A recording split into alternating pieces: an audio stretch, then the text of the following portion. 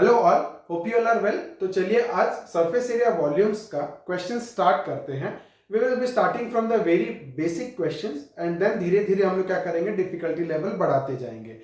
तो ये जो चैप्टर है सरफेस एरिया वॉल्यूम्स, उसके जो डिफरेंट शेप्स हैं, मैंने हर एक शेप के ऊपर वीडियो बनाई है। मेरे चैनल के प्लेलिस्ट में आप जाएंगे तो सरफेस एरिया वॉल्यूम्स के प्लेलिस्ट में जाइए और उसमें देखिएगा कि एक वीडियो मैंने बनाया है जो कि सिर्फ शेप्स के बारे में बताया है, ताकि आप अगर उसको देखते हो तो आपकी बहुत ही इजी तरीके से अंडरस्टैंडिंग आ जाएगी और आप बहुत अच्छे तरीके से क्वेश्चन को सॉल्व कर सकते हो। और जैसे कि हम लोग हर वीडियोस में क्या करते हैं कि जो क्वेश्चन को बहुत ही डिटेल वे में एक्सप्लेन करते हैं वो तो मैं करता ही रहूंगा, बट अगर आपको और भी थोड़ा सा अच्छे से समझना है तो आप वो वीडियो जाके देख सकते हो। तो चलिए आज का क्वेश्चन स्टार्ट करते हैं। It is a very basic question.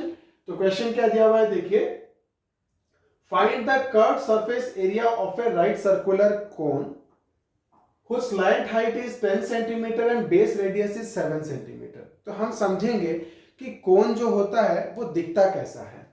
तो एक कोन जो है, राइट सर्कुलर कोन जो है, वो इस तरीके से दिखता है। आपका जो जोकर्स कैप होता है या जो हमारा बर्थडे कैप होता है उस तरीके से होता है, ठीक है। तो जो कोन है ना, उसके एक वर्टेक्स से अगर आप सेंटर से उसका जो नीचे जो सर्कल बनता है उसके सेंटर को अगर जोड़ देते हो तो वो रेडियस के साथ 90 डिग्री बनाता है। रेडियस के साथ कितना बनाता है, 90 डिग्री। तो ये वाला जो पोर्शन है वो बन जाता है हाइट। वो क्या बन जाता है, हाइट। और ये वाला जो रेडियस है, सर्कल का रेडियस, वो हो जाता है आर। तो ये जो स्लैंट हाइट है ना, ये एक तरीके का हाइपोटेन्यूज जो हम लोग बोलते हैं वो हाइपोटेन्यूज बन जाता है, ठीक है। तो जोकर कैप्स का जो स्लैंटिंग पोर्शन है, जो स्लैंटिंग पोर्शन है, समझे, तो उसको हम लोग बोलते हैं स्लैंट हाइट। और उसको रिप्रेजेंट किससे करते हैं, एल से। किससे रिप्रेजेंट करते हैं, एल से। और ये स्लैंट हाइट अगर आपको किसी, यहां पर तो स्लैंट हाइट आपको डायरेक्ट दे दिया हुआ है 10 सेंटीमीटर, बट कभी आपको स्लैंट हाइट निकालने की जरूरत पड़े तो स्लैंट हाइट निकालने के लिए ये एक हाइपोटेन्यूज का काम करता है। और हमको पाइथागोरस थ्योरम से पता है कि h square is equal to p square plus b square. तो इसका वैल्यू कितना हो जाता है, r square plus h square, ठीक है। इस तरीके से आप निकाल सकते हो, पाइथागोरस थ्योरम से एल की वैल्यू निकाल सकते हो। तो आज का जो क्वेश्चन दिया हुआ है, find the curved surface area of A right circular cone. तो हम लोग का curved surface area of A right circular cone का फॉर्मूला होता है पाई आर एल। क्या होता है, पाई आर एल, ठीक है। तो यहां पर डायरेक्टली हमको दे दिया, तो सिर्फ हमको क्या करना है, वैल्यू सब्स्टिट्यूट करना है। तो हमको क्या दिया हुआ है, find the curved surface area of A right circular cone. तो कभी भी हमको, देखिए, अभी आपको इस क्वेश्चन से अंडरस्टैंडिंग क्या लेना है, अभी ये क्वेश्चन इजी है, बट आप धीरे धीरे अपने एक प्रोसेस बनाओ कि मेरे को जो सरफेस एरिया वॉल्यूम का क्वेश्चन आएगा उसमें मैं किस तरीके से प्रोसेस बनाऊंगा, ठीक है। और मेरा वो आपकी process full through out the chapter uniform होनी चाहिए, through out the chapter uniform होनी चाहिए। तब क्या हो जाएगा, आप एक डिसिप्लिन वे में इसको सॉल्व कर सकते हो, ठीक है। तो क्वेश्चन क्या दिया हुआ है हमको, सबसे पहले हम लोग क्या लिखेंगे, फाइंड द CSA मांगा है, कर्व्ड सरफेस एरिया मांगा है। तो हम जब ये क्वेश्चन आएगा तो हम पहले क्या लिख देंगे, CSA क्वेश्चन मार्क, ठीक है।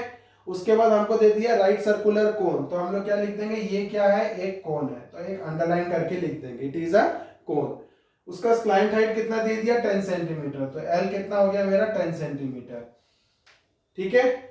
और बेस रेडियस कितना दे दिया है, 7 सेंटीमीटर, तो आर हो गया कितना, 7 सेंटीमीटर। और मेरे को मांगा है क्या, CSA, तो मैं क्या लिख दूंगा, CSA is equal to pi r l. Pi r l तो कितना हो जाएगा, 22/7 इंटू रेडियस कितना है 7 और स्लैंट हाइट कितना है 10, तो 7 कट गया तो कितना हो गया, 220 सेंटीमीटर स्क्वायर।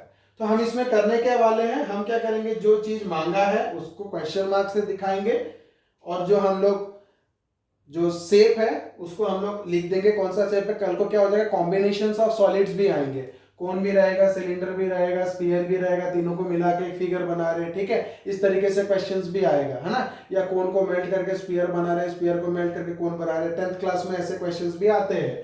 तो उसमें आपको क्या करना पड़ेगा, अपनी जो मेथड है वो स्टैंडर्ड मेथड रखनी पड़ेगी। तो ये आज का क्वेश्चन बहुत ही सिंपल था। धीरे धीरे हम लोग क्या करेंगे, कॉम्प्लेक्सिटी बढ़ाते जाएंगे और अपनी अंडरस्टैंडिंग उन क्वेश्चंस पे क्लियर करते जाएंगे, ठीक है। तो अभी के लिए इतना ही, बने रहिए मेरे साथ मेरे आगे वीडियोस के लिए। Thank you.